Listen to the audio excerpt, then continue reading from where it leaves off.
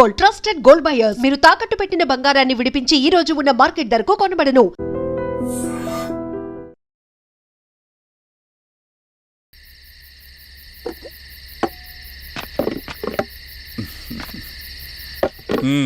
MRO గారు ఏంటి charge తీసుకున్న మొదటి రోజే ఆఫీస్లో మీ పవర్ చూపించారట అన్నయ్య. నువ్వు సస్పెండ్ చేసిన వ్యక్తి నా దగ్గరికి వచ్చాడమ్మా. పాపం కన్నీళ్లు పెట్టుకున్నాడు. అతడి వల్ల నష్టపోయిన ఒక వ్యక్తి నా కళ్ళ ముందు చనిపోయాడన్నయ్య. కన్నీళ్లు ఎన్నిసార్లు తుడుచుకున్నా పోతాయి, కానీ వీళ్ల నిర్లక్ష్యంతో పేదవాళ్ల ప్రాణాలే పోతున్నాయి. అన్నయ్య, మనూరి సమస్య పేదరికం కాదు, నక్సలిజం. నాలాంటి ప్రభుత్వ ఉద్యోగులు వాళ్ల డ్యూటీలు సక్రమంగా చేయకపోవడం వల్ల విసిగిపోయిన జనం అడవిలో వాళ్ల హెల్ప్ తీసుకుంటున్నారు. ఒక వ్యవస్థ ఇక్కడ సరిగ్గా పనిచేయనందుకే మరో వ్యవస్థ అక్కడ పుట్టింది.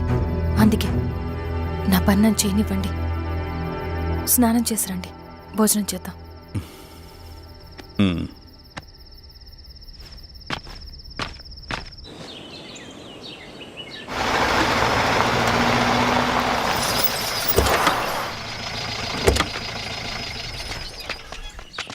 నమస్కారం అమ్మా.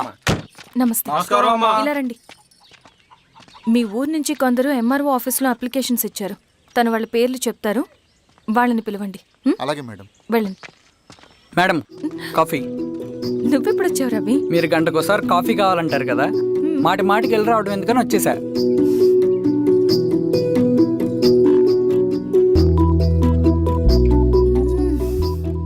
రవి, ఈ కాఫీ కోసమైనా నేను పెళ్లి చేసుకోవచ్చు. అదేంటి అలా అనేసారు? That's a compliment. భలే వారండి బాబు. దండాలమ్మా. నమస్తే. ఇలా ఇవ్వండి. చెప్పండి మీ సమస్యలేంటో. పేరు తలుపుల వీరాంజనేయులు. ఉన్నది 3 ఎకరాల పొలం. చెన్నుపాటి ధనుంజయరావు అనే మహానుభావుడు అందులో 2.5 ఎకరాల భూమిని తన పేరు మీద రాయించుకున్నాడు. అడిగితే నీ దిక్కున్న చోటు చెప్పుకోమన్నాడు.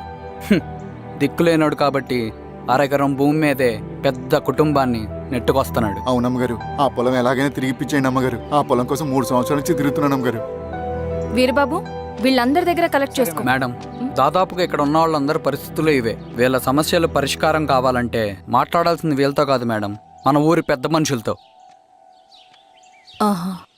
ఇందు మూలంగా 50 మంది గ్రామ ప్రజలకి తెలియజేయదేవనగా శ్రీరామగిరి గ్రామ పంచాయతీ మోతుబరి రైతులు, సన్న చిన్నకారు రైతులందరూ రేపు ఉదయం 10 గంటలకి ఎంఆర్ఓ ఆఫీస్ దగ్గరికి రావాలా.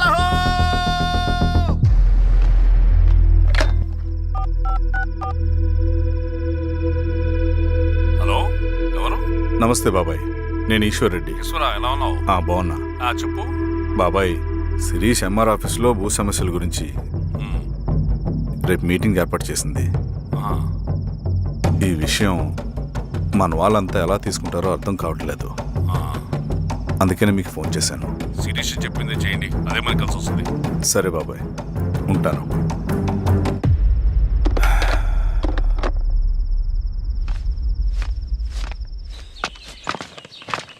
నమస్తే మేడం.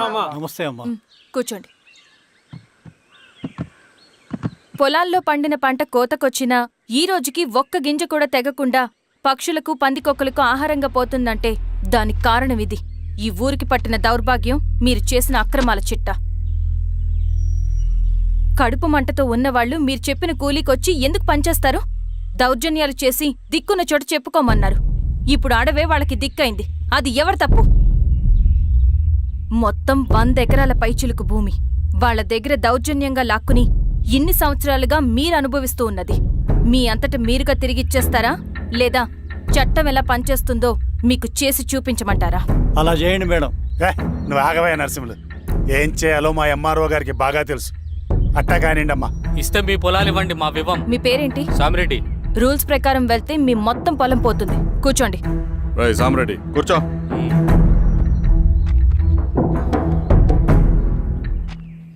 ఏమ్మా, సంతోషమేగా? మరీ నువ్వు అనుకున్నంత చెడ్డవాళ్ళేం కదమ్మా మనోళ్ళు.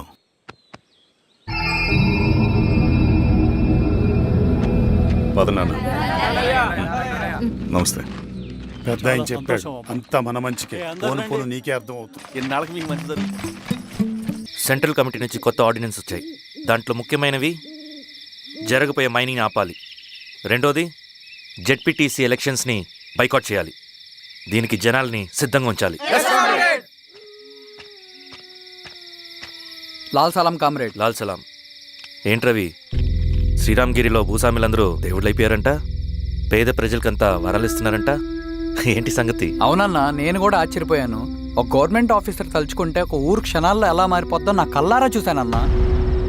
అది కాదన్నా, అంటే నా ఉద్దేశం వాళ్ళు ఏం చేసినా దానికి ఒక స్ట్రాటజీ ఉంటుంది. శిరీష వాళ్ళ వర్గానికి చెందిన అమ్మాయి. ఆ అమ్మాయికి ఎంత పాపులారిటీ వస్తే వాళ్ళకంత మంచిది. ఎందుకంటే వాళ్ళ అన్నయ్య ఈశ్వర్ రెడ్డి రాబోయే జెడ్పీటీసీ ఎలక్షన్స్లో చైర్మన్గా పోటీ చేయబోతున్నాడు. ఈ అభిమానం మొత్తం వాళ్ళు ఓట్ బ్యాంక్గా మార్చుకోపోతున్నారు. అంటే అన్నా, శిరీష అయినా ఎవరైనా ఒకే తాను ముక్కలే. అధికారమే వాళ్ళ అవసరం తీరుస్తుంది. వీళ్ళందరూ అధికారం కోసం ప్రయత్నం చేసేది వాళ్ళ ఉనికిని కాపాడుకోవటం కోసమే. రేపే నామినేషన్ వేస్తున్నారు.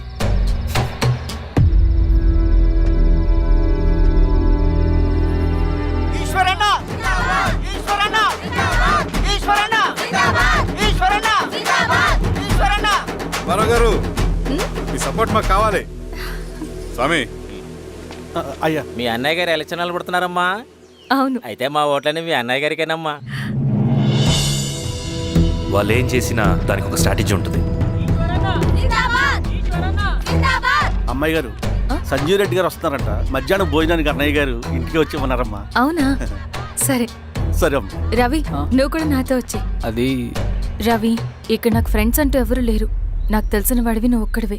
I'm feeling alone. అందుకే, అర్థమైందా? సరే.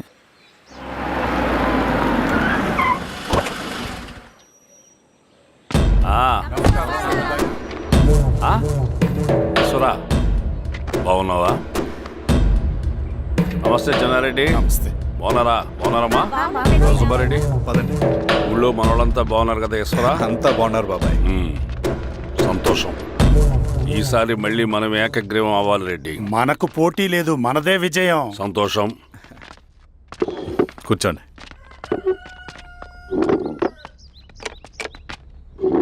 మీరందరూ లోపలికి వెళ్ళి భోంచేయండి. అలాగే అన్న. ఆ రైతు కూలి సమస్యలు ఎంతవరకు వచ్చినాయి? మాట్లాడుతున్నాం బాబాయ్, దాని గురించి మీరేం వరి అవ్వట్లేదు. బాబాయ్, ఆ, నమస్కారం. రండి రండి. ఎంఆర్ఓ శిరీషారెడ్డి గారు. శిరీష రెడ్డా? ఆ, శిరీష అనే పిలవచ్చుగా. అమ్మమ్మ, పులికి పంచాలాగా సింహానికి చూలాగా అది మన ఐడెంటిటీ. అది అట్లాగే ఉండాలి. సరే బాబాయ్, నేను ఫ్రెష్ అయ్యేస్తాను, మీరు కానివ్వండి. ఆ, అయినా ఈ కాలం చదువుకున్న ఆడపిల్లలతో మాట్లాడటం చాలా కష్టం. చుట్టుపక్కల శిరీషుకున్న ఇమేజ్ మనకి చాలా మంచి అయింది ఈశ్వరా. నేను అడగకముందే పార్టీ హైకమాండ్ సర్వే చేయించి నీకే ఫేవర్గా ఉండడం వల్ల టికెట్ ఇచ్చింది.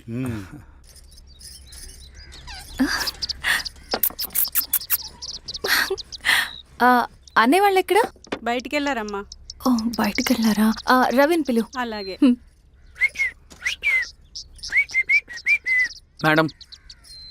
రవి, రా రా రా, కూర్చో. పర్లేదు మేడం. మేడం ఏంటి? శిరీషానే పిలవచ్చుగా. అది కాదండి, ఎవరైనా కూర్చో. చూస్తే. కూర్చోవయ్యా.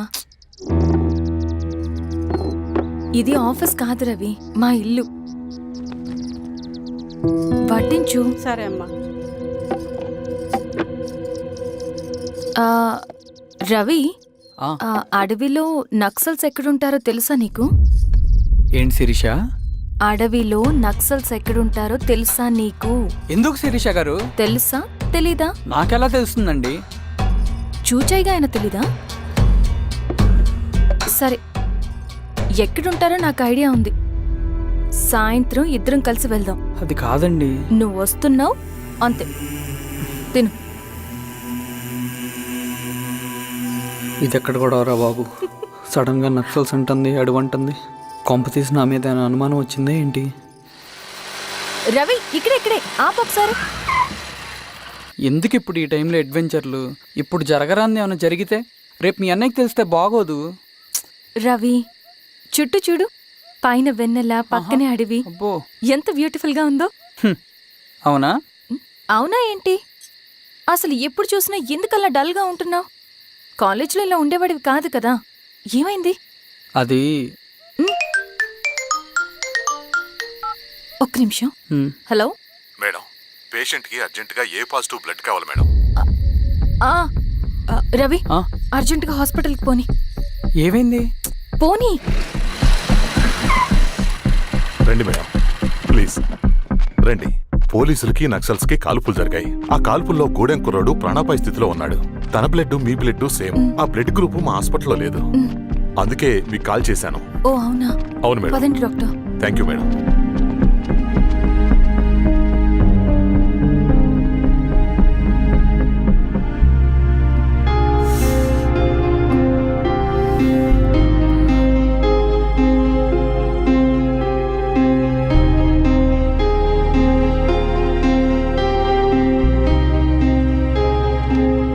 Thank you madam.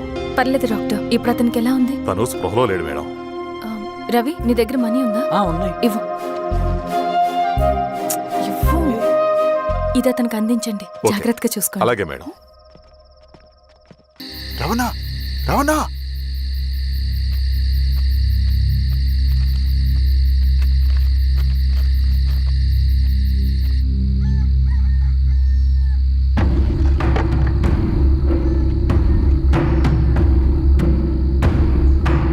బాబాయ్ బాబాయ్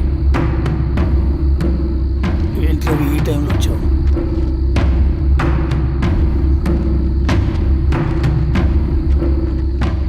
కామ్రేడ్, జరగబోయే జెడ్పీటీసీ ఎలక్షన్లో మన పార్టీ తరఫున జెడ్పీటీసీ చైర్మన్ పదవికి పోటీ చేయడానికి అర్హుడైన అభ్యర్థిగా మిమ్మల్ని సెంట్రల్ కమిటీ ఏకగ్రీవంగా నిర్ణయించింది. ఒక మామూలు రైతు కూలిని నాయకుడిని చేయగలిగిన దళం ఒక్కటే. ప్రాణాలు అడ్డేసైనా సరే అన్న చెప్పింది చేసుకుంటూ పోతా.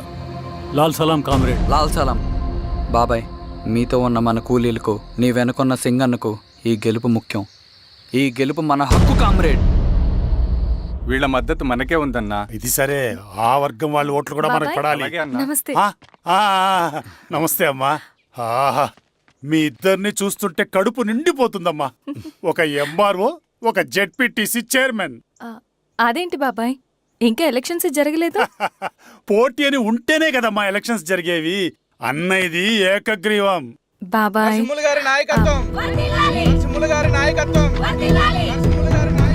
ఓ, అయితే పోటీ ఉందన్నమాట. స్వామి, అమ్మా. కార్తీ, ఆఫీస్కి వెళ్దాం. అలాగే రండి.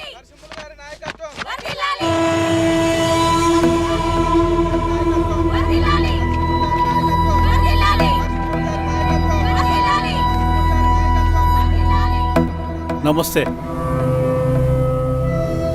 మొన్నటి వరకు కూడా కూలీ రేట్ల విషయంలో కొంచెం ఆటవిడుపుగా ఉందామని అనుకున్నాం. ఇప్పుడు ఆ అవసరం లేదు.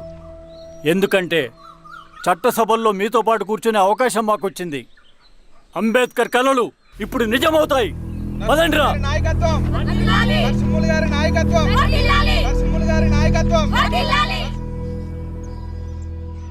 ఆ నర్సరీ ఎలక్షన్ పోటీ చేయటం ఏంటి? నా కర్మ వీరస్వామి, నా పోస్టింగ్ ఉన్నప్పుడే ఇవన్నీ జరగాల. ప్రచారానికి మారువేషంలో అన్నలు కూడా వస్తారేమో సార్. రాని ఎవడన్నా వచ్చి విప్లవం ఉద్యమం అని మాట్లాడాడు అనుకో, నా కొడుకుని అప్పుడు గానీ జీవితమే ఒక ఆట, సాహసమే పుబాట. ఎదురే నాకు లేదు, నన్నెవడు ఆపలేడు. ఎదురే నాకు లేదు, నన్నెవడు ఆపలేడు. జీవితమే ఒక ఆట, సాహసమే పుబాట.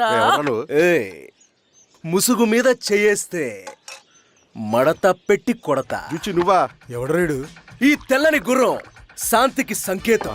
ఈ నల్లని బట్టలు న్యాయానికి చిహ్నం. ఈ ఎర్రని రంగు విప్లవానికి నాంది. ఈ కొరడ శిక్షా స్మృతికి చిహ్నం. ఇది చిరంజీవి తీసుకెళ్ళండి. నాగలి గుర్తు చేయాలి ఓటు. ఆ? అంతర్గుర్తు ఇదిగో నాగలి. నాగలి గుర్తు మీద ఓటేయాలి. ఆ? నాగలి గుర్తు మీద ఓటేయాలి. ప్రతిసారి ఎన్నికలు వస్తున్నాయి. ప్రతి ఎన్నికలప్పుడు రకరకాల పార్టీల నుంచి నాయకులు వస్తున్నారు. లేనిపోని వాగ్దానాలు చేస్తున్నారు. పొలాలు ఇస్తామంటారు, భూములు ఇస్తామంటారు, ఇల్లు కట్టిస్తామంటారు. ఏమన్నా జరిగిందా ఇప్పటి వరకు? ఏం జరగలేదు కదా. మరి కష్టాలన్నీ పోవాలంటే ఏం చేయాలి? మనం మన పార్టీని మనం గెలిపించుకోవాలి. నాగలి గుర్తుకే ఓటేయండి. ఇన్ని సంవత్సరాలు మీకు సేవ చేసుకునే అవకాశం నాకు ఇచ్చారు.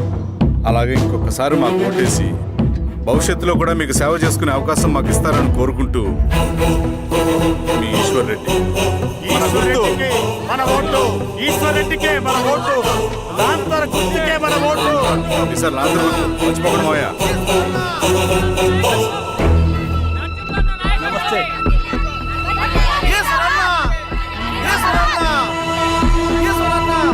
బాబాయ్, రండి. అమ్మా గుర్తుంది కదా, లాంతర్ గుర్తు. అలాగే కూలీ రేట్లు పెంచమంటే పెంచడం, ఎలక్షన్ లో డబ్బులు మాత్రం మంచుతారు. ఏ మనుషులో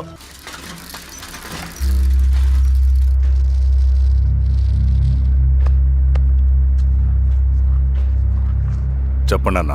అన్ని సమస్యలు పోలీస్ స్టేషన్లో పరిష్కారం కావు రెడ్డి, కొన్ని మనమే చూసుకోవాలి. పంట ఎదగాలి అంటే పొలంలో నీళ్లు పారించాలని పెద్దోళ్ళు అంటారు. అదే పంట చేతికి రావాలంటే రక్తం పారించాలని అడవిలో వాళ్ళంటే అట్టే. కానీ ఇందులో మన తప్పేం లేదు, అందుకు మనమేం చేయలేం. ఊర్లో అన్నిటికీ పెద్ద అడవి, ఏది జరిగినా నీ చేతుల మీదగానే జరగాలి. అర్థమైంది కదా? పదరా.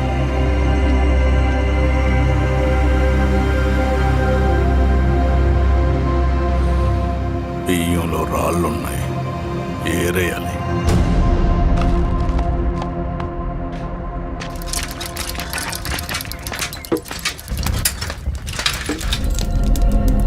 నమస్తే అన్న. నమస్తే నమస్తే. ఓ లీటర్ పాలు పోయి. సుబ్బన్ అంత బాగున్నారా?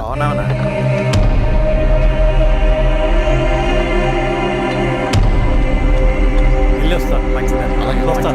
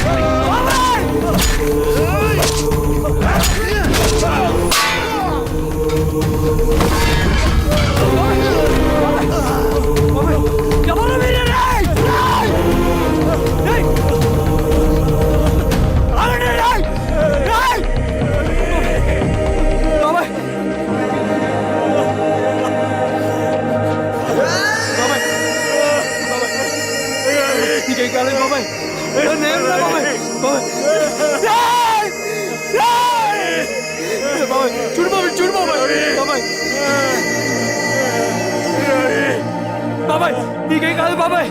కళ్ళు బాబాయ్. బాబాయ్ బాబాయ్ బాబాయ్ బాబాయ్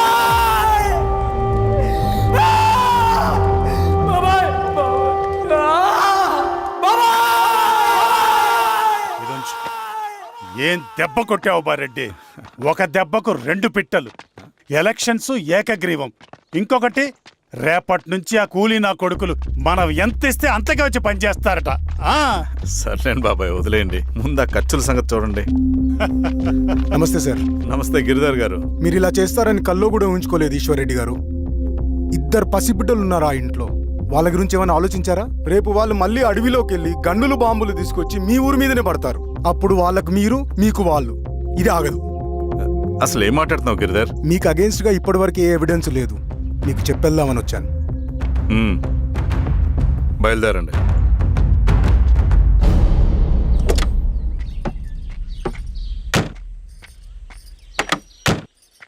రవి,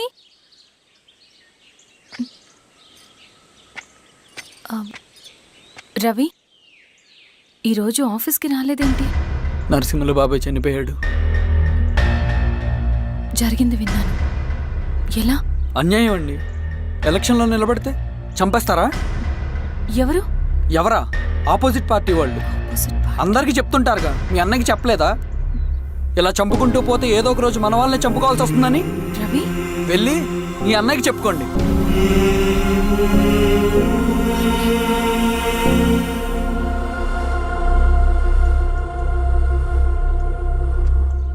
అన్నయ్య, నీతో మాట్లాడాలి. ఏంటమ్మా? ఎందుకు ఇలా చేసావన్నయ్య? ఊరంతా సరే, నువ్వు కూడా నన్ను తప్పడుతున్నావమ్మా. ఇందులో తప్పు పట్టడానికి ఏముందన్నయ్య? నిన్న నా కళ్ళతోనే చూశాను. స్వామి, కారాపు దానికి కదా.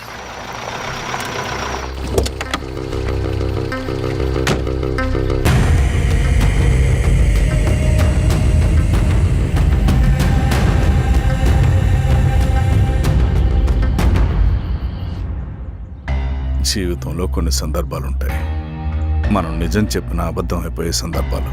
ఆ వచ్చిన వాళ్ళు ఎవరు ఏంటి అన్నది నీకిప్పుడు చెప్పిన అర్థం కాదు. నిజం నిలకడగా నీకే తెలుస్తుంది. నువ్వే ఇదంతా చేసినట్టు తేలితే మాత్రం నిన్ను జీవితంలో క్షమించలేనన్నయ్య.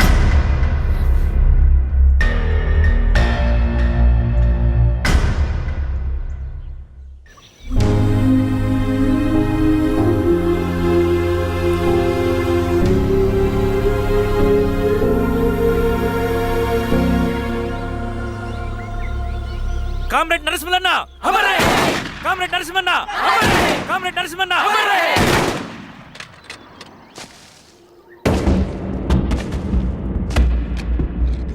ఇలా జరుగుతుందని ఊహించలేదు. ఇవాళ నుండి వాళ్ళ కుటుంబ బాధ్యతలన్నీ మన విప్లవ సంఘమే చూసుకుంటుంది.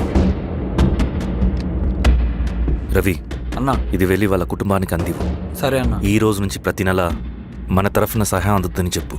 అలాగే. నేను చెప్పానని చెప్పు. అన్నా, ఊరంతా భయం గుప్పెట్లో ఉందన్నా. మరి మన నరసింహన్న ప్రాణత్యాగానికి అర్థమేంటి కామ్రేడ్? భయపడటం వల్ల పనులు జరుగుతాయని వాళ్ళు నమ్మితే వాళ్ళకంటే ఎక్కువ భయపెట్టగలుగుతానని వాడికి తెలియాలి.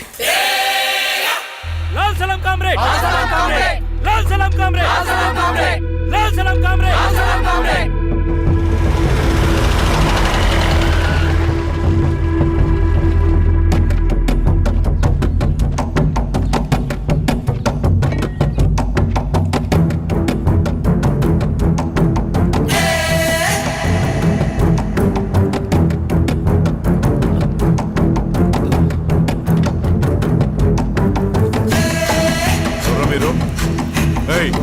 ఏంటది?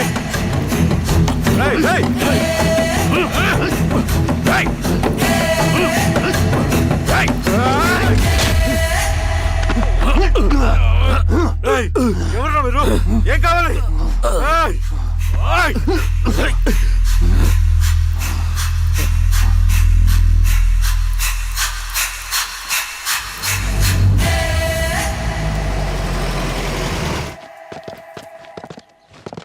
సార్, మన పోలీస్ టీం అడవంతా జల్లెడ పడుతున్నారు sir. You don't worry sir. చూడు ఇన్స్పెక్టర్, సాయంత్రంలో పేశ్వరయ్య ఇంట్లో ఉండాలా.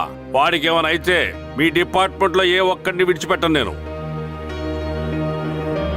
అమ్మా, వాణ్ణి కలవటానికి వచ్చాను నేను. ఇంతలో ఇలా జరిగిపోయింది.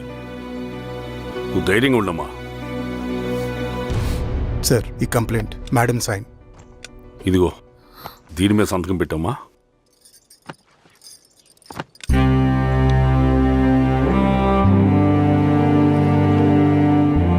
వెళ్ళండి, ముందు అప్పని చూడండి.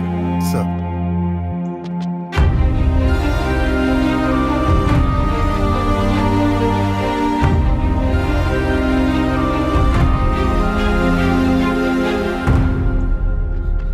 అయ్యా అయ్యా అయ్యా, మన పొలంలో అయ్యా. ఏమైందిరా? ఈశ్వర్య శవం శవం శవం. చల్లారెడ్డి, పదమ్మా.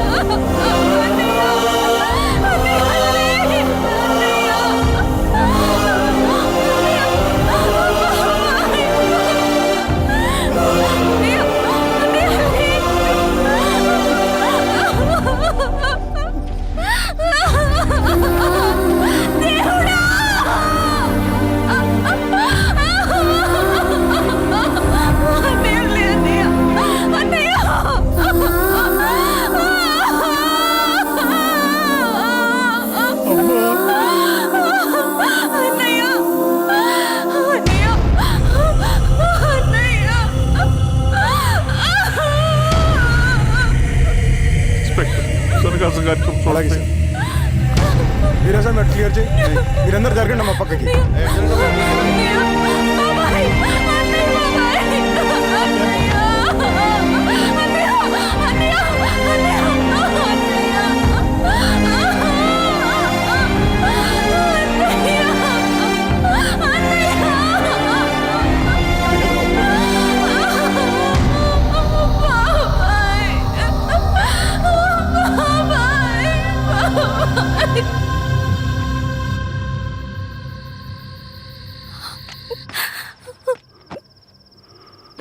ఊరుకో అమ్మా, ఊరుకో. నలుగురికి మంచి చేయాలన్నది మీ అన్నయ్య కళ. అలాంటి వాడిని పొట్టను పెట్టుకున్నారు. ఆ కళ మధ్యలోనే ఆగిపోకూడదమ్మా. ఇందులో సంతకం పెట్టు. బాబాయ్, మీ అన్నయ్య ఆత్మ శాంతించాలంటే నువ్వు ఈ పని చేయక తప్పదమ్మా. కానీ బాబాయ్, నేను ఈ పరిస్థితుల్లో... అమ్మా, పరిస్థితులు చక్కబడాలంటే మనం పవర్లో ఉండాలి. ఇదిగో, నువ్వు పెట్టిన ఆ ఒక్క సంతకం చాలా మంది జీవితాలు మార్చింది. నువ్వు పెట్టబోయే ఈ సంతకం ప్రజాస్వామ్యాన్ని బతికిస్తుంది. పెట్టమ్మా.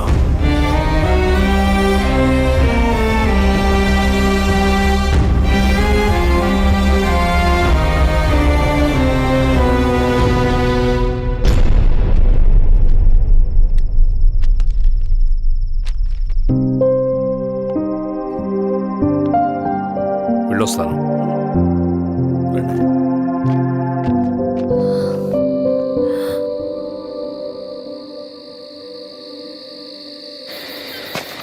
లాల్ సలాం కామ్రేడ్. లాల్ సలాం. పినపాక మండలం జెడ్పీటీసీ అభ్యర్థిగా శిరీషారెడ్డి. రవిని పిలిపించు.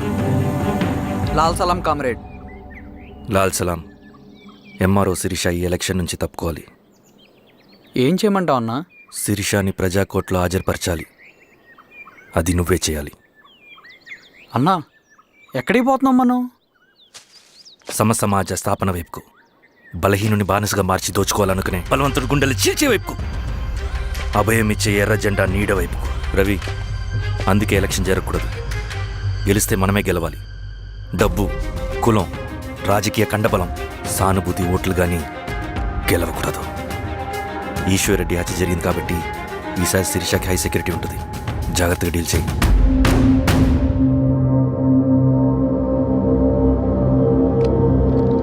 ఇక్కడ విప్లవ లక్ష్యాలకే తప్ప ఎమోషన్కి చోట్లేదు రవి. హత్యకి గురైన నరసింహులకు 2 పసిబిడ్డలున్నారు. అలాంటి ఎందరో పసిబిడ్డల భవిష్యత్తు కోసం మనం ఇచ్చేసినాం రవి. రవి, సెకండ్ వరల్డ్ వార్లో జర్మన్ సైన్యం స్టాలిన్ కొడుకుని బంధించింది. తమ జనరల్స్ని వదిలిపెడితే గాని నీ కొడుకును వదిలిపెట్టమని బేరం పెట్టింది. స్టాలిన్ ఏం చేశాడో తెలుసా? దేశం కోసం తన కొడుకుని వదిలేసుకున్నాడు. కానీ జనరల్స్ని వదిలిపెట్టలేదు. అది కమిట్మెంట్ అంటే. అదే కమిట్మెంట్ నీకు మన ఉద్యమం పట్ల ఉంటే వెళ్ళి శిరీషను తీసుకురా.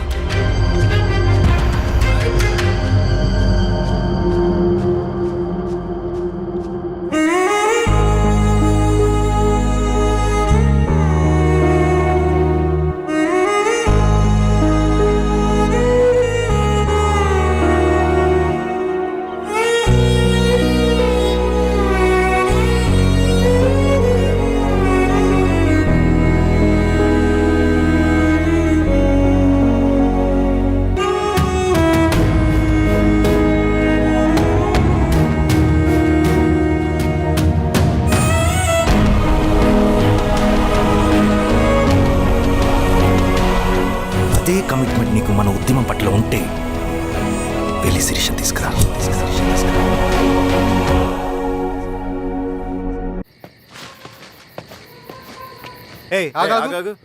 సార్, రవి మనోడేరా? వెళ్ళు. అమ్మా, భోజనం తీసుకురమ్మంటారా? నాకేమొద్దు. భోంచేయకపోతే ఆరోగ్యం పాడవుతుంది శిరీష. నువ్వు వెళ్ళి తీసురా అమ్మా. సరే. రవి, నాకు ఒక మంచి కాఫీ చేసిస్తావా? తలనొప్పిగా ఉంది. చేసిస్తా కానీ తర్వాత నువ్వు భోంచేయాలి.